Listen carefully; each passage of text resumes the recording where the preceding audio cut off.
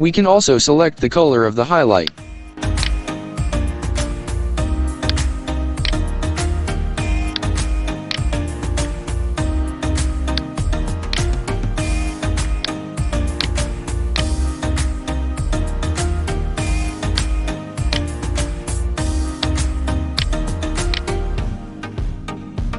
We can also adjust the size of the click highlight.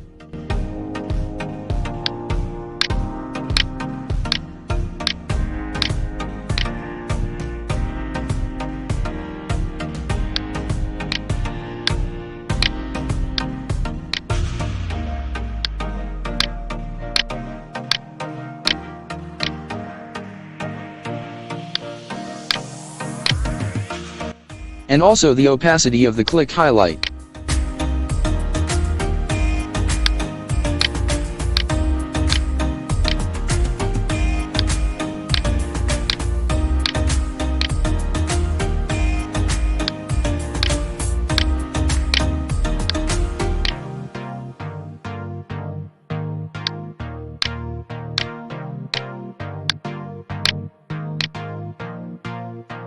And the display time of the click highlight.